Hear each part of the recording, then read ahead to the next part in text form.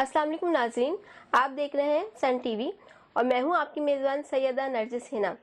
آج ہم بہت اہم انٹرویو کرنے جا رہے ہیں جو کہ پاکستان مرچنٹ نیوی کے حوالے سے ہے، جس میں ہم بتائیں گے کہ مرچنٹ نیوی ہے کیا اور اس کا فنکشن کیا ہے۔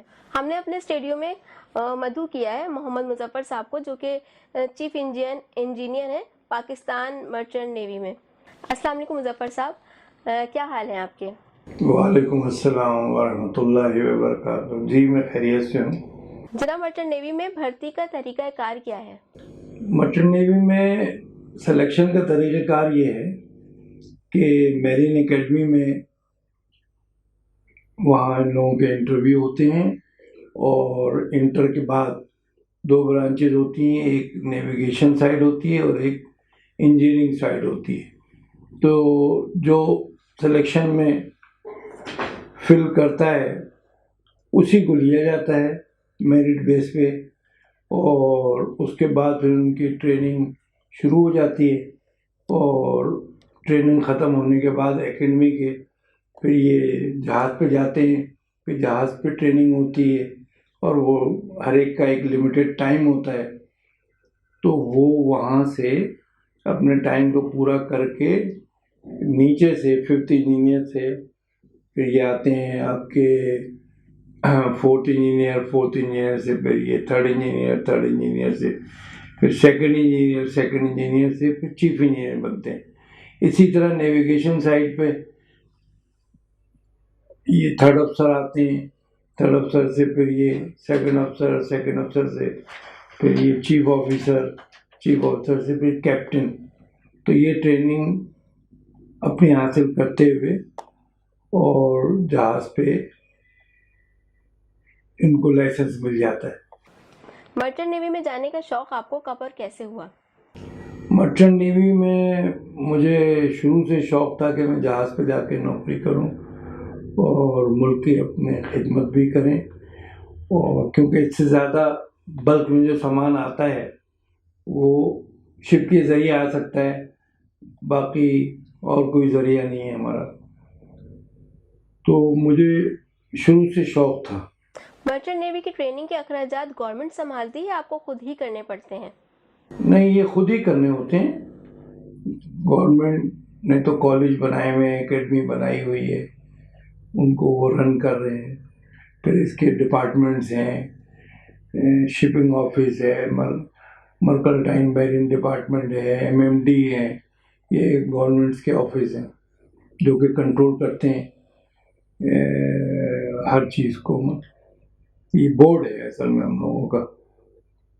پاس آؤٹ کے بعد کریڈٹ کا مستقبل کیا ہے؟ بس ان کو جہاز، ہمارے یہاں تو بڑا جہاز ہی نہیں ہے، ٹوٹل میرے خیال میں 10 جہاز رہ گئے، اور ورلڈ وائز نوکری ہوتی ہی، کہیں پہ بھی آپ سوئچ کر لیں اور وہ ہائر کر لیتے ہیں وہ لوگ، اور جاب ہائیلی پے ہوتی ہے، یہ تنخواہیں بہت اچھی ہوتی ہیں، سہولت ہوتی ہے، کھانا وغیرہ بھی بہت جہاز پہ اچھا ہوتا ہے، اور کسی چیز کی کمی نہیں ہوتی۔ بڑی بڑی کمپنیوں کے کثیر تعداد کے جہاز ہیں، اور ٹینکر، بلک کیریئر، کار کیریئر اور پیسنجر ویسلز یہ جو ہے رن ہو رہے ہیں، اور لوگ اپنا جا رہے ہیں اور یہیں سے ٹریننگ حاصل کر کے ورلڈ وائڈ نوکری کرتے ہیں۔ جہاز پہ کتنے لوگ ہوتے ہیں اور ان کی کارکردگی کیا ہوتی ہے؟ جہاز پہ جو لوگ ہوتے ہیں وہ جہاز کی کیپیسٹی کے مطابق ہوتے ہیں۔ اگر جہاز آپ کا اسمال ہے تو اس میں اسٹاف کم ہوگا، اور اگر وہ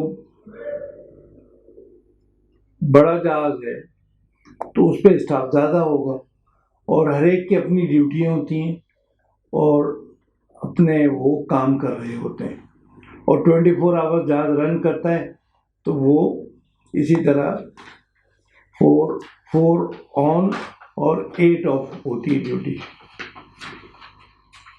اور اگر کام زیادہ ہے تو اوور ٹائم कंपनी करवाती है तो उसको काम, क्योंकि काम के बगैर तो गुजारा नहीं है, काम तो आपने करना है हर कीमत पे। और समंदर जो है कभी रफ होता है जिसमें आपको कंट्रोल करना होता है, अपने आप को भी, जहाज को भी देखना होता है, चीज़ें भी रोल कर रही होती हैं। बाद कंटेनर के कंटेनर गिर जाते हैं, समंदर इतना ख़राब होता है, खाना पीना खाया नहीं जाता है, मगर नौकरी पे आपको खड़ा रहना होता है क्योंकि जहाज तो चल रहा है, खड़ा कर नहीं सकते। इसी तरह इंजीनियरिंग साइड का कि मशीनरी को ऑपरेशन में रखना होता है और चीज़ें भी गिर रही होती हैं, मगर उनको भी कंट्रोल करके सिक्योर करना होता है। पहले जब जहाज चलता है तो हर चीज़ सिक्योर कर लेते हैं। राशन जहाज पर कितने माह का होता है? जहाज पर तकरीबन 3 माह का राशन होता है, हर चीज़ होती है। जहाज पे अगर कोई खराबी हो जाती है तो आपकी क्या हिकमत अमली होती है, आप क्या करते हैं? मैं जहाज पे चीफ इंजीनियर हूँ, दायरे में भी नीचे से ऊपर आया, तो हम जो भी चीज़ खराब होगी एट सी हमको उसको सही करना है। और बाद मशीनरी दो होती हैं तो वो एक ख़राब होती है, एक जो है दूसरी रन कर देते हैं। और अगर नहीं है तो कुछ उसका अल्टरनेट करके अपने पैसेज को अख्ताम पे पहुंचाना होता है। इसी बात की अच्छी तनख्वाह मिलती है कि आप असेसमेंट करके मशीनरी को रन करके। अगर कोई बहरी कसाब जहाज पर हमला करे तो आप क्या करते हैं? क्या आपके पास कोई वेपन या हथियार वगैरह होता है? नहीं, जहाज पे अलाउ नहीं है इंटरनेशनली कि आप वेपन्स रखें। और होता ये है कि फायर लाइन जिसमें सी वाटर चल रहा होता है तो उसमें फायर हॉज लगा के साइडों में खड़ा कर देते हैं, उसको ऑन कर देते हैं और वो प्रेशर से जो है वो अगर कोई बोट आ रही है तो उसको मारते हैं पानी, ताकि उनका बोट गीली हो जाए और उनका जो भी असला है जो कुछ है वो ख़राब हो जाए। और तो कोई ज़रिया है नहीं, अगर वो एक दफ़ा जहाज़ पे चढ़ गए तो फिर कमांड उनके पास होती है, फिर वो अपने मर्ज़ी से जो मर्ज़ी करें, मारें पीटें। उनका मकसद ये होता है कि जहाज़ से उनको पैसे मिल जाएं, जहाज़ को पकड़ के ले जाएं, वो थ्रेट करते हैं। और ऐसा हुआ है सोमालिया में, ख़ास तौर पे सोमालियन कज़्ज़ाब कहलाते हैं, एक ज़माने में बहुत ज़्यादा तंग करते थे।